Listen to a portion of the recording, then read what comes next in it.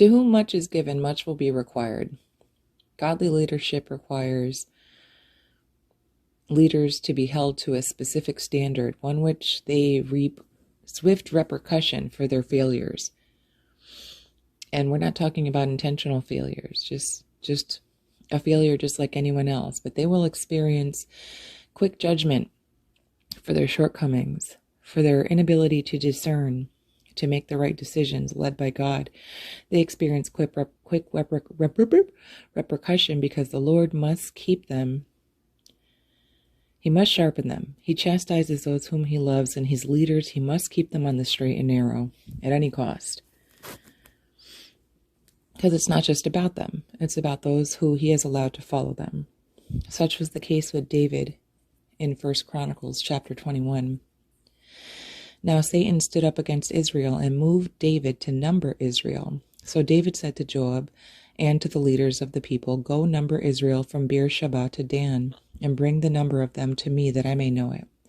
And Joab answered, "May the Lord make his people 100 times more than they are. But my lord the king, are they not all my lord's servants?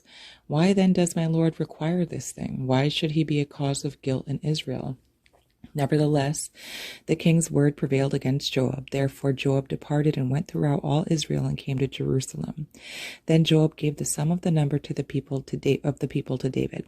All Israel had 1,100,000 men who drew the sword, and Judah had 470,000 men who drew the sword. But he did not count Levi and Benjamin among them, for the king's word was abominable to Joab. And God was displeased with this thing. Therefore he struck Israel. So David said to God, "I have sinned greatly because I have done this thing. But now I pray, take away the iniquity of your servant, for I have done very foolishly." Then the Lord spoke to Gad, David's seer, saying, "Go and tell David, saying, Thus says the Lord, I offer you 3 things. Choose one of them for yourself, that I may do it to you." So Gad came to David and said to him, "Thus says the Lord, choose for yourself either 3 years of famine or 3 months to be defeated by your foes with the sword of your enemies overtaking you, or else for 3 days the sword of the Lord, the plague in the land, with the angel of the Lord destroying throughout all territory of Israel. Now consider what answer I should take back to him who sent me." And David said to Gad, "I am in great distress. Please let me fall into the hand of the Lord, for his mercies are very great, but do not let me fall into the hand of man." So the Lord sent a plague upon Israel, and 70,000 men of Israel fell. And God sent an angel to Jerusalem to destroy it. As he was destroying, the Lord looked and relented of the disaster, and said to the angel who was destroying, "It is enough. Now restrain your hand." And the angel of the Lord stood by the threshing floor of Ornan the Jebusite. There's such great intricacies in godly leadership. Here in Chronicles, David is described as a very successful king, one whom God allowed to destroy his enemies at his leading. He is a king who restored worship unto God to the people, one who wore the crown of fallen kings before him. And yet, God is no respecter of persons. So from one chapter to the next, we see David being moved by Satan to number the people via a census, right? That's how the chapter started. Satan stood up against Israel and moved David to number Israel. Now we know that, number one, this is being allowed. Satan is at the helm of God. Satan is led by God. God uses Satan as a sifting tool. That's how that's been taught to me lately. God uses Satan as a sifting tool. He's not so much a war to fight. I mean, we must fight regardless because we must stand our ground. We're told to by the word. However, we fight from a place of victory. It's more of Satan is like an obstacle course. Satan's attack there is more like an obstacle course. So here, though David was out there winning, right? Here in the next chapter, Satan stands up against Israel, so he's allowed to come against Israel. And he moves David, he whispers in his ear, right, to number Israel. He says, go take a census. Now we know that census itself isn't inherently sinful because we see in Exodus that God inclines Moses to number the people. But in this case, this was not an inclination of God. This was an inclination of Satan. one that David did not do well to discern. Therefore, their census was considered prideful before God. As godly leaders, discernment is of the utmost importance. If you cannot discern between who is telling you to do what, you will suffer the consequences. David was unable to discern that this was Satan moving him. And by the time he realized, it was too late. And here we see it's not even like he didn't kill people. He didn't do anything that we would say, oh, well, that's not, that's horrible. He simply allowed a census. However, those were not his people to count. Those were God's people. And so David's out here counting, oh, look at all of my people. These are my people. Those were not his people. And God was greatly displeased with this and struck Israel.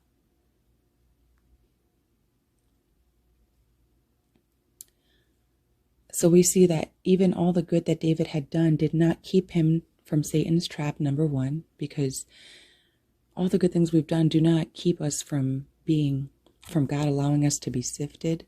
They don't make us perfect or so righteous that we're completely unable to fall into Satan's traps. No, we need to always be on guard.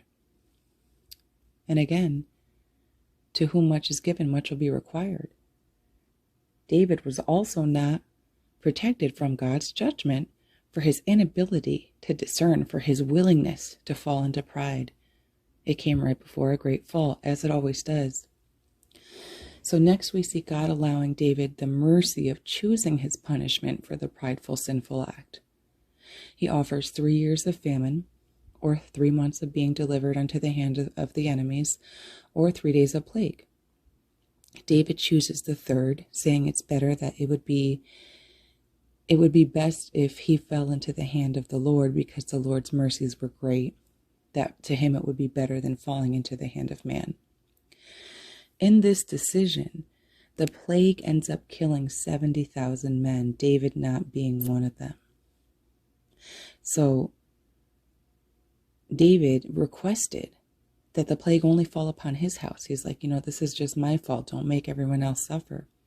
But God in his excellency did not respond to this request. And in the end, thousands and thousands of men died. And imagine the families that suffered. All of these destruction for the one non-discerning action of King David. The actions of God's leaders are weighed greatly. God is no respecter of persons. He is no respecter of persons. He greatly favored David, loved David very much, but because he loved him, in the world it says, like, I love you so you could do whatever you want. Do whatever you want. But real biblical love is about holding something to a standard, to the standard of God. And when there's failure to meet that, God is absolutely just and righteous to now hold you to a judgment, especially if you're one of his leaders, because he greatly blesses his leaders. He greatly blesses his leaders with many things, so it is natural that as well as they are blessed, so must they reap the consequences when they sow sinful seeds. It's also been impressed to me lately that even by accident, if you don't know something's sin, then to you it's not sin, but there's still repercussion. If we sow sinful seeds, even if we don't know, we will bear the repercussion of the sinful seeds we have borne. And the Lord is good and just and will have mercy on us. Even here, in his punishment, God looked and told the angel of destruction to relent. He said, stop. Because he must be just. He must be perfect. He must offer worthy judgment. That is his nature. That is who he is. It's not hard. His wrath is not because he's a bad God. His wrath is perfect because it is about balance. He is a balanced, just, merciful God. And as great as he is in his love and his mercy, so is his wrath and his anger equally great. And all of them are perfect. All of them are righteous because we serve a righteous God. So for those that the Lord is calling into godly leadership, pray for discernment. You must stay close to the source, because an inability to discern is not only going to cost you, it's going to cost those that follow you. The Lord does not take the choices of his leaders lightly, and his eyes are very close upon them to ensure that he teaches them. And when they slip up, he must, like that, teach them the error of their way, because they cannot afford another. And if he was not a good God, he wouldn't do that. But he must be quick to judgment with his leaders. He must be quick to allow them to fall, and then they must bear his repercussion once they do so. Because they have to learn, his leaders must learn, for the sake of their sharpening and for the sake of everyone that God has allowed to follow them. God bless you.